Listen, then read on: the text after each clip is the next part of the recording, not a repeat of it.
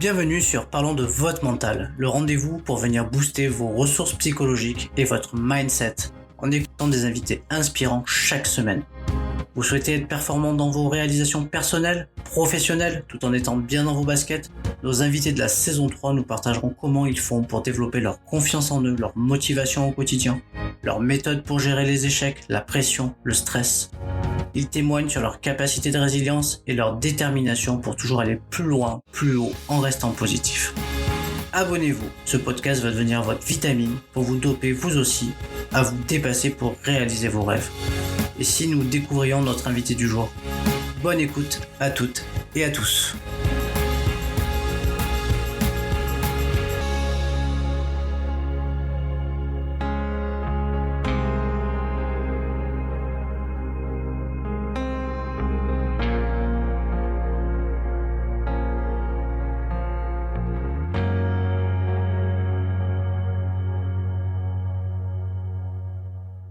Bienvenue à toutes et à tous pour un nouvel épisode de Parlons de votre mental. Et cette semaine, je la consacre au podcaston. Donc cet épisode est réalisé dans le cadre du podcaston qui s'engage pour la solidarité du 25 au 31 mars. Et à cette occasion, j'ai décidé de mettre en lumière l'association Les Petits Doudous qui œuvre pour le bien-être des enfants opérés dans les hôpitaux partout en France. Et j'ai la chance, du coup, d'accueillir la présidente de l'association Les Petits Doudous, Nolwenn Fabre. Nolwenn, vous êtes infirmière anesthésiste à l'hôpital Sud de Rennes. Oui, tout à fait, au CHU de Rennes, à l'hôpital Sud, ouais. Bon, j'en profite par la même occasion pour remercier Diana Thomas, le docteur Diana Thomas, qui est chirurgienne orthopédique pédiatrique et qui m'a chaleureusement recommandé de soutenir votre association. Et du coup, c'est comme ça que j'ai fait le choix de venir soutenir les petits doudous pour cette semaine du podcaston. Donc voilà, je lui passe un petit message et n'hésitez pas à aller écouter son épisode qui est fort intéressant. Donc j'aime toujours aller à la rencontre de invités inspirants dans des univers différents et le domaine médical est toujours intéressant à aller prospecter. Et du coup, aujourd'hui, on va aller du côté de l'anesthésie. Après avoir fait la chirurgie, on va aller voir l'anesthésie. C'est assez complémentaire d'ailleurs.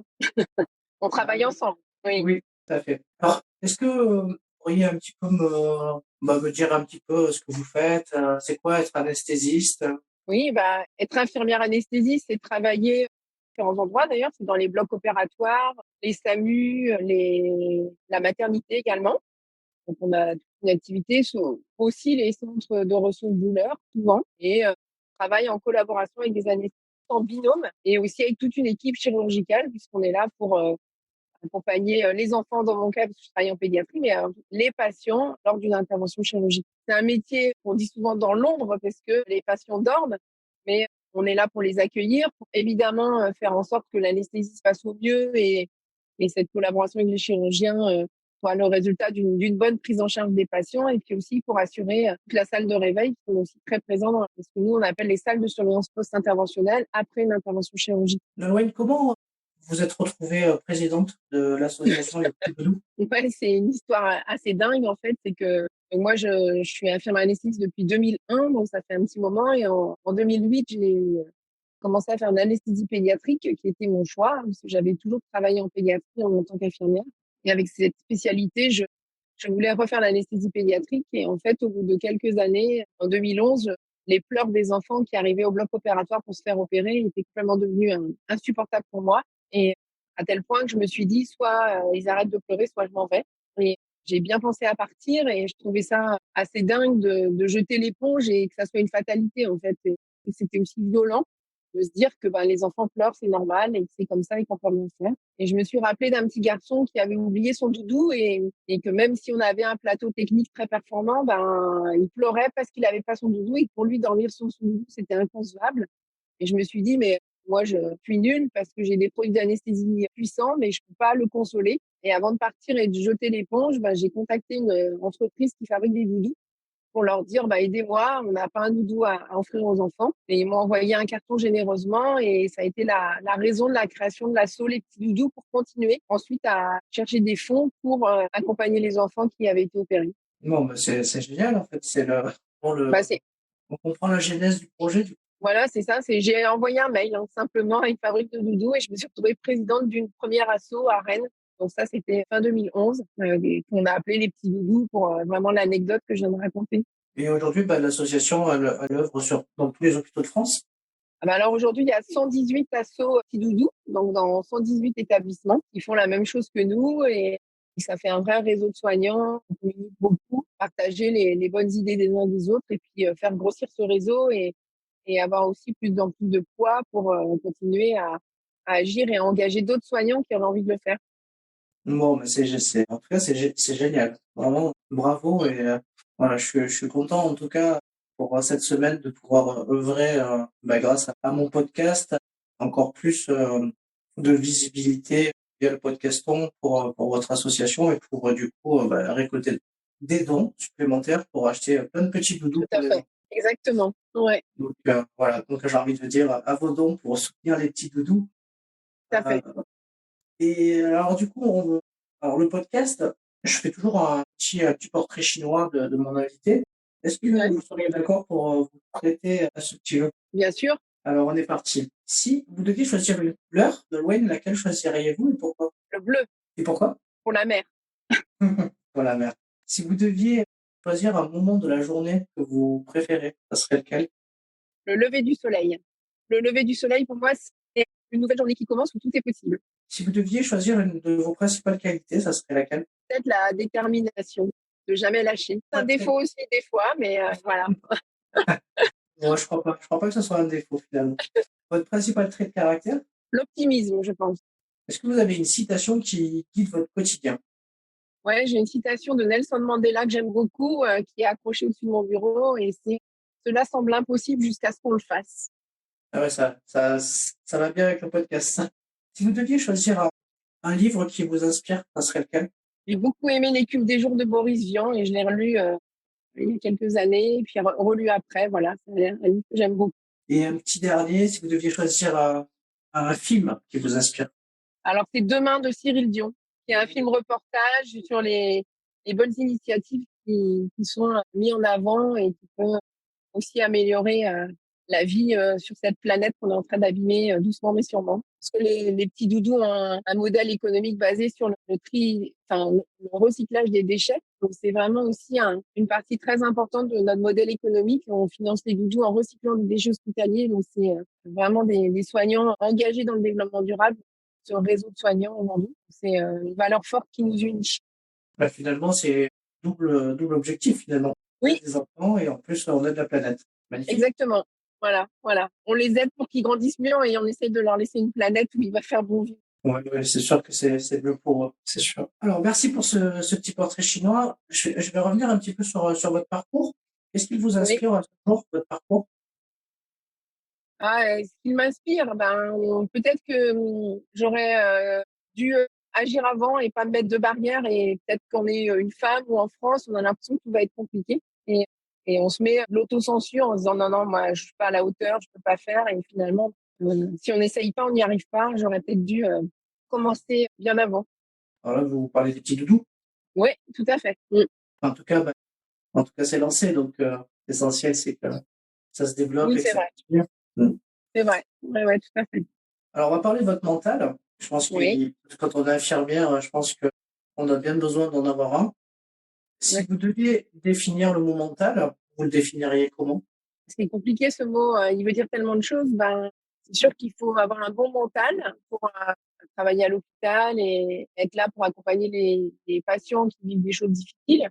Mental positif, on va dire. Il faut aussi avoir un mental solide parce qu'on peut être aussi ébranlé par les tempêtes qu'on rencontre, la violence pour les patients, mais parfois aussi leur détresse. Et puis, peut-être en prendre soin aussi de son mental pour pouvoir aider les autres et être bien soi-même. Donc, c'est complexe.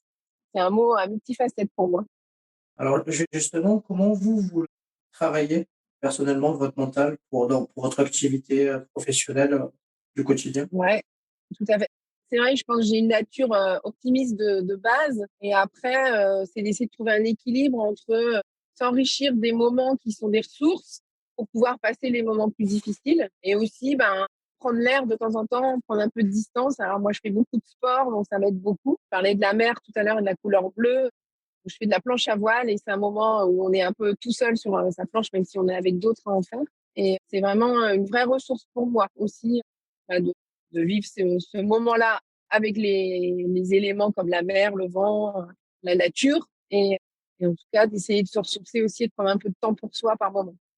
Ok, donc du coup, faire du sport, prendre le large Voilà, exactement.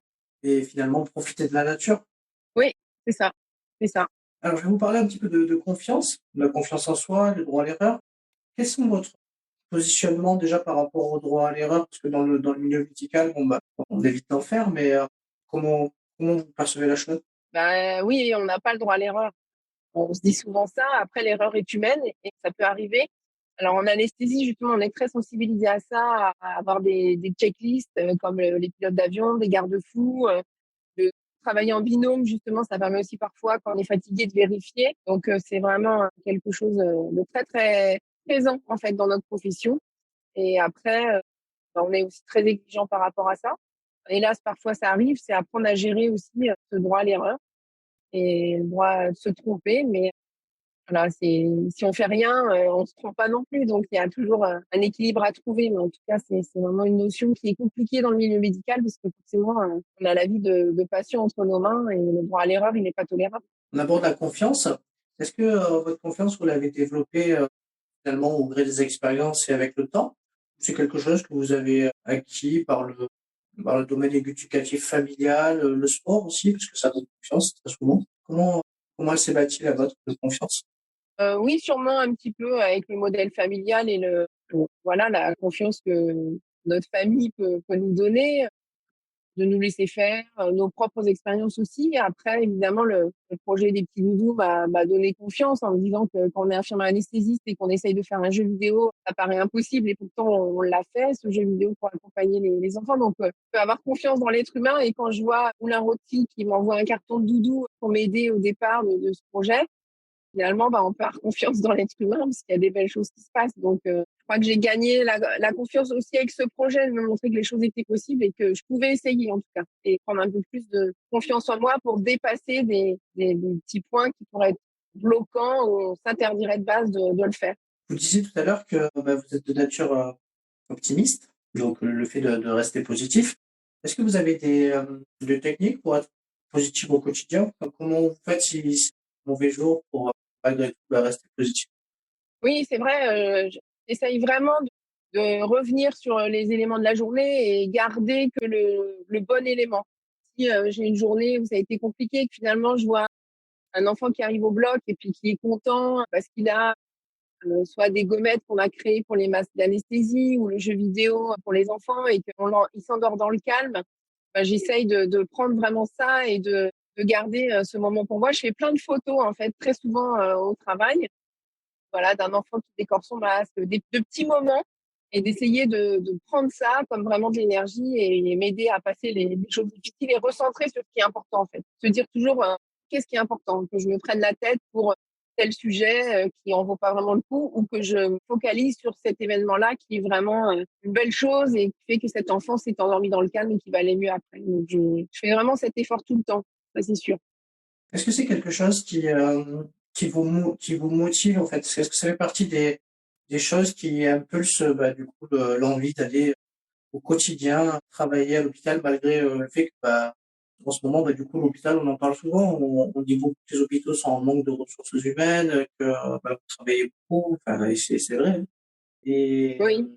du coup est-ce que ça fait partie en tout cas des moteurs pour pouvoir continuer à être motivé, à aller bosser tous les jours malgré la fatigue? Oui, oui, oui, c'est vrai que l'hôpital, c'est compliqué, hein, c'est très compliqué. On a un manque d'effectifs, le personnel qui est là est fatigué, sollicité. C'est vraiment des conditions difficiles. Alors moi, j'ai la chance, on va dire, de travailler à mi-temps pour les petits doudous et à mi-temps dans mon cœur de métier d'infirmière anesthésiste.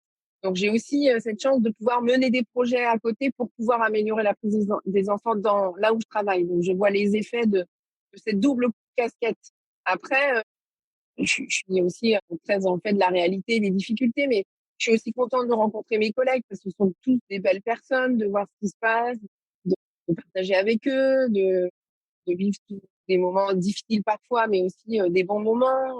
Voilà, on a une vraie complicité les uns avec les autres. Donc c'est ça aussi, c'est une ressource en fait pour passer ce cap-là et discuter et puis être un peu sensible les uns aux autres et que, en fonction des difficultés des uns ou s'il y a une personne qui en a vraiment ras-le-bol par moment, parfois ça va passer, les aider, en tout cas être attentionnés les uns envers les autres. Je trouve que c'est quelque chose d'important. Est-ce que c'est un moyen que vous utilisez pour avoir une meilleure, enfin, de meilleures ressources psychologiques pour la gestion de la pression à l'hôpital? C'est-à-dire, cette entraide collective ou est-ce que il existe au sein même des hôpitaux des ressources, des gens qui peuvent aider les professionnels de santé dans leur métier au quotidien? Oui, alors il y en a, hein, des psychologues ou des personnes qui interviennent à l'hôpital, il y en a pas beaucoup clairement et pas assez. Moi, je pense qu'avec ce fonctionnement de binôme d'anesthésie, on a déjà un lien très fort et on fait des gardes, donc on se connaît bien. Et voilà, moi, j'ai des collègues qui sont des amis aussi, donc on sait qu'on peut parler, on sait qu'on peut échanger. Et ça, c'est une volonté personnelle, donc c'est pas la même chose pour tout le monde. Après, oui, on peut essayer effectivement de trouver des ressources pour s'aider et mieux vivre les choses. Et c'est une manière de passer les coups durs, je pense, et les choses difficiles. Mais c'est des petits moyens, ça, hein. C'est pas vraiment quelque chose de bien organisé, hein. J'avais lu, il y a pas, enfin, en tout cas, je sais que pendant le confinement, j'avais vu qu'il y avait une association, je me souviens plus son nom, mais qui utilisait ce qu'on appelle les techniques d'optimisation du potentiel pour aider Ouais. en tout cas, pour aider les soignants à avoir des outils, un petit peu, c'est des outils qui sont utilisés dans l'armée pour pouvoir aider à la récupération, aider à se relaxer, en tout cas, à se relaxer, notamment parce qu'il y avait beaucoup de surcharge, en tout cas, à ce moment-là. Est-ce que c'est Ouais. des choses que vous utilisez ou pas du tout? Alors là, moi, où je travaille et moi, personnellement, j'ai été formée à l'hypnose. L'hypnose pour accompagner les patients, d'ailleurs, lors d'interventions chirurgicales. Mais c'est aussi une ressource personnelle, en fait. L'auto-hypnose et une gestion des émotions, du stress. Donc, c'est aussi des techniques que j'utilise parfois. Alors, on est pas très, très bien formés, hein, mais c'est des petits moyens encore pour essayer là de gérer le stress. Et puis, la formation qu'on a en anesthésie, on est quand même aussi confronté justement à ces situations de stress. Donc, on est quand même formé pour ça. Donc, d'apprendre à gérer les différents moments. Donc, on essaye de faire au mieux, mais avec des petites techniques au final. Pas vraiment un process bien, bien mis en place. Oui, oui, effectivement, c'est ce que me disait le docteur Diala Thomas, que finalement, en fait, peu de choses étaient, comment dire, enseignées en tout cas dans le cursus médical, mais que du Mm. coup, comment dire, la mise en pratique était tellement difficile par les stages, Mais oui, le fait de faire des gardes, que finalement, c'est par l'expérience que finalement, ils arrivaient à acquérir un maximum de self-control, de gestion de la fatigue, ouais. parce que Mm. finalement, c'est un peu comme si vous étiez entraîné comme des militaires finalement. Oui, tout à fait. Et c'est très intéressant parce que là, on a fait le parrain de l'association Les Petits Doux, c'est un skipper, donc un course au large, et il s'appelle Armel Tripon. Et il a fait une intervention hier à Vide Tempête au bloc opératoire. Et voilà, pour expliquer lui comment il gérait le sommeil, l'alimentation, le stress, et avec des techniques là très évoluées d'études de sommeil, gestion, de méditation. Et donc, il est venu nous expliquer le parallèle qu'il pouvait y avoir à faire des gardes et son métier de skipper où là, lui, il est très, très performant sur ce domaine. Et c'était une des premières fois, en fait, où on faisait ce croisement de faire venir des professionnels qui, eux, sont sensibilisés de manière, bah, là, très, très intéressante pour nous aider. Et il n'y a aucune formation, ni à l'école d'anesthésie, ni en médecine, en fait, pour nous apprendre, alors qu'on fait des gardes de 12 heures ou 24 heures, on ne dort pas. Donc, on a beaucoup à apprendre de d'autres et c'est par le biais de l'association là qu'on a réussi à faire cet échange-là qui a perturbé et interrogé pas mal de soignants, en fait. Et c'est des modèles qu'il faut qu'on aille chercher, hein, c'est sûr. OK, en tout cas, c'est super d'avoir pu avoir, en tout cas, un retour d'expérience d'un skipper, c'est chouette. Ah ouais, tout à fait, c'était super. Ouais. Alors souvent, je pose une question en lien avec la concentration. Bah, justement, vous dites très clairement que vous faites des gardes, très longues. Comment vous arrivez à optimiser votre concentration sur ces temps si longs? Bah, on a l'impression qu'on y arrive. Je pense que c'était aussi la conversation d'hier, c'est la vigilance et la concentration avec la fatigue, c'est quand même très compliqué. Alors, on en a conscience et je vois quand il est 5 heures du matin et qu'on a travaillé depuis le matin et qu'on est encore en train d'endormir des patients. Donc, la responsabilité, elle est très forte. D'endormir un bébé juste après nuit, voilà, avec des doses à calculer, des choses très, très, très précises. On fait une double vérification avec l'anesthésiste avec qui on travaille. On vérifie et le travail de l'un et le travail de l'autre pour éviter les erreurs. Donc, c'est aussi une vigilance qu'on doit avoir parce qu'on sait qu'on va très loin, en fait, hein, dans le nombre d'heures d'activité sans sommeil. Voilà, c'est quand même des choses qu'on a à avoir conscience. On peut pas être performant 24 heures sans dormir. Ça, c'est sûr que non. Donc, c'est notre métier qui est comme ça, mais il faut apprendre peut-être à mieux gérer son sommeil, mieux gérer les moments de stress pour être plus performant, mais c'est compliqué, oui. Alors j'ai une petite dernière question. Il paraît que pour avoir une force mentale, il ne faut rien lâcher. Qu'est-ce que vous en pensez? Bah, je suis assez d'accord. Voilà, c'est sûr qu'il faut rien lâcher. Que finalement, on découvre qu'on a peut-être plus de force que ce qu'on pensait et c'est une belle image. Alors, Nolwenn, merci beaucoup pour cette interview. Le principe du podcast, c'est que du coup, mon invité clôture toujours l'épisode, quelque chose qui lui tient à cœur en tout cas de porter haut et fort aux oreilles des auditeurs. Qu'est-ce que vous auriez envie de laisser comme empreinte dans cet épisode? Moi, j'ai envie de dire que j'ai créé la première asso Les Petits Doudous et qu'aujourd'hui, il y a plus de 1500 soignants qui sont engagés. Et si je suis fière d'une chose, c'est de l'engagement qu'ils mettent au-delà de leur travail et du temps qu'ils passent tous pour améliorer la prise en charge des enfants. Et je trouve que c'est exemplaire. Et aujourd'hui, je travaille beaucoup pour donner de la visibilité aux petits doudous et merci de ce podcast qui nous aide à faire ça. Parce que vraiment, ce sont vraiment des soignants engagés dans des conditions hospitalières qu'on connaît qui sont vraiment difficiles, ben, lâchent pas l'affaire et ont un mental d'acier pour essayer encore d'améliorer le système. Et donc voilà, c'est vraiment à eux que je pense et je suis hyper fière de ce réseau de doudous, mais évidemment de tous les soignants. Mais j'ai la chance de pouvoir pousser cela et donc voilà, je voulais leur rendre hommage parce que je trouve ils sont assez exemplaires. Et ils ont une force mentale importante pour réussir à faire tout ça. Nolwenn, merci beaucoup. Donc, je rappelle aux auditeurs que cet épisode a été réalisé dans le cadre du Podcaston, qui s'engage pour la solidarité du 25 au 31 mars, et que, voilà, Parlons de votre mental est engagé avec les petits doudous pour soutenir du coup cette association. Et je vous invite à aller sur la page du Podcaston ou directement sur la page des petits doudous pour faire un don et pour soutenir cette belle association. Et voilà. Bon, je vous en remercie. Et puis, Nolwenn aussi, puis tous les soignants en tout cas qui travaillent au quotidien avec les enfants, vous remercieront également du fond du cœur, je pense. Oui, bah merci à vous et puis merci à tous de nous aider. Merci Nolwenn et à très bientôt. Oui, à bientôt, merci. Si cet épisode t'a plu, tu peux le partager en me taguant ou en lui laissant 5 étoiles sur Apple Podcast. Tu pourras aussi être tiré au sort pour gagner un test HomeSat pour évaluer tes qualités mentales.